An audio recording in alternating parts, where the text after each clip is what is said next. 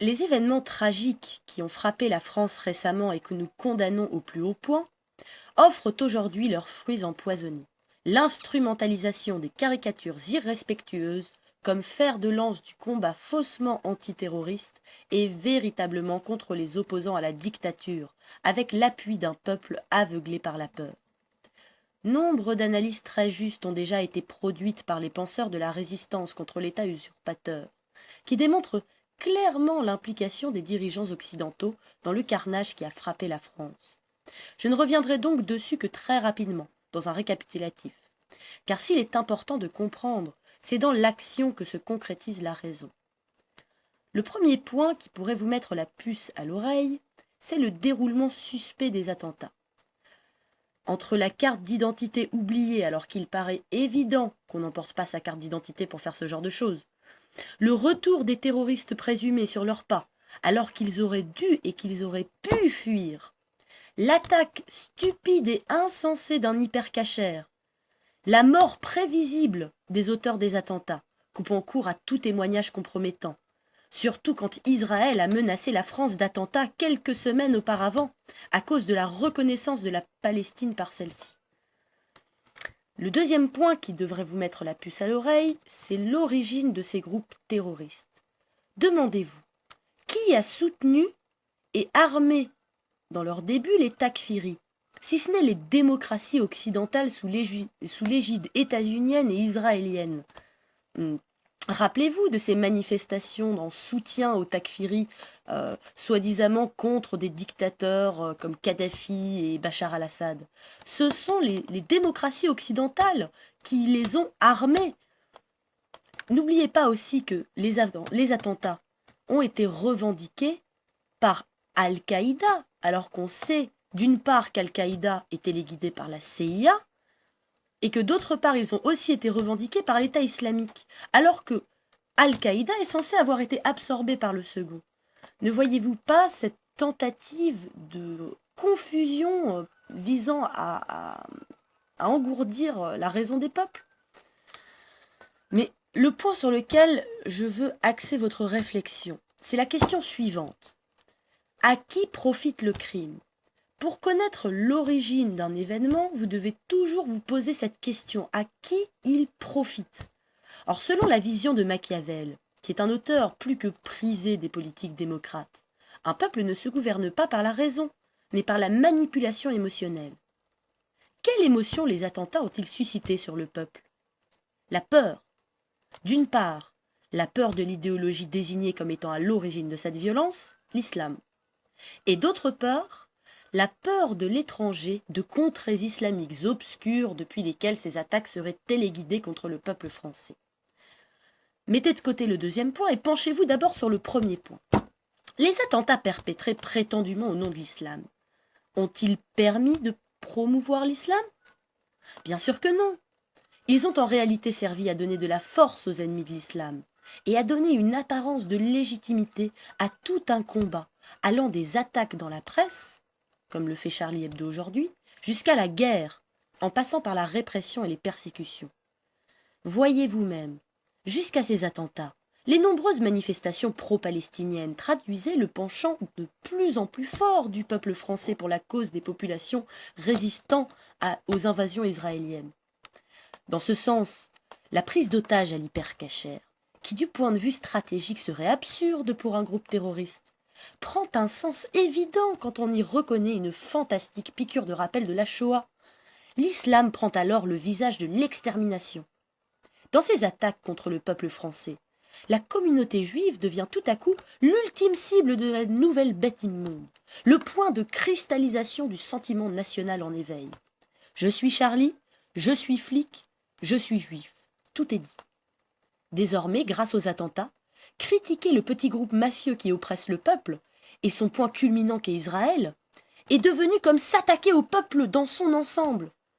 Nous retombons alors sur cet habituel et volontaire amalgame de l'État entre le juif et le sioniste, de sorte que toute la mouvance résistante soit elle-même associée aux attentats.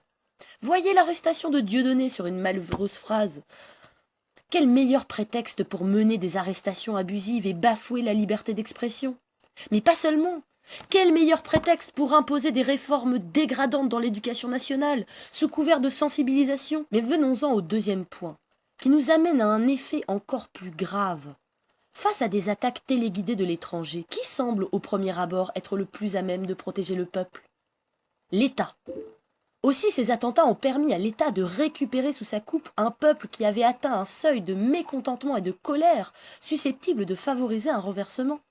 Mais tout à coup, c'est le sentiment de sécurité qui est ébranlé au plus profond de chacun. Ce qui a de tout temps eu pour effet de réunir les hommes sous une autorité protectrice, formant sous elle un bloc contre l'ennemi. Quel plus efficace argument pour obtenir le soutien du peuple pour la politique d'invasion occidentale à l'étranger, quand ces mêmes peuples y étaient jusqu'alors plutôt réticents suite aux échecs en Syrie? Toutes ces conséquences des attentats n'ont-elles donc pas servi l'État?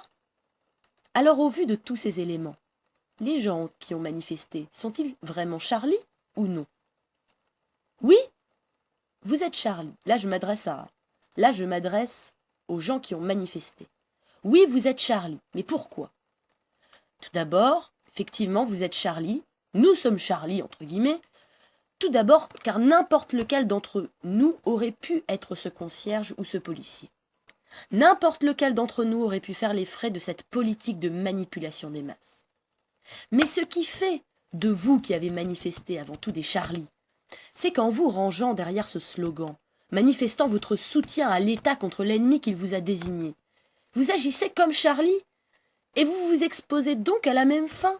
Hier, vous étiez Charlie quand vous souteniez les Takfiris en Libye et en Syrie, en accord avec les volontés occidentales et israéliennes. À l'image de Charlie, c'est par votre soutien d'hier à l'action terroriste de l'État français que tant de jeunes Européens sont partis servir les Takfiris. Aujourd'hui, c'est ce même produit occidental qui sème le chaos en France. Alors pourquoi vous réfugiez-vous sous le bras de votre oppresseur, alors même qu'il vous a montré qu'il n'hésite pas à assassiner ses propres partisans? Vous, les oublieux, ne vous souvenez-vous donc pas que les dessinateurs de Charlie ont subi cette exécution de la part du camp qu'ils défendaient? Et qu'en vous rangeant aux côtés de l'État, vous tendez le cou pour être égorgé? Ne voyez-vous donc pas que, sous couvert d'antiterrorisme, l'État envoie nos soldats envahir ceux qui en réalité combattent les Takfiris, création occidentale? L'État vous montre contre ceux qui refusent la dictature ici en France, mais aussi partout dans le monde, en utilisant ce procédé machiavélique qu'est l'inversion accusatoire. Ne soyez pas aveuglés par vos émotions et réfléchissez.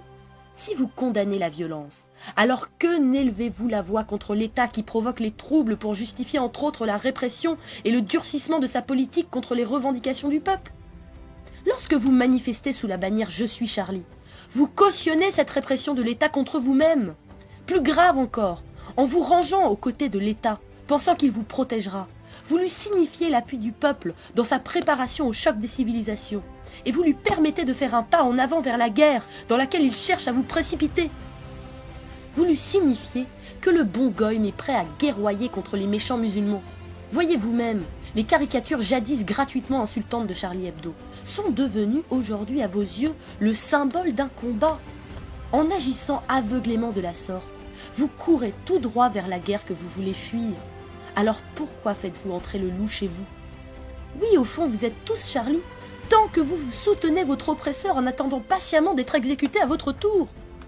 Est-ce ce monde que vous désirez? Désirez-vous rester sous le joug d'un État qui utilise la violence et la peur pour vous manipuler et vous assouvir?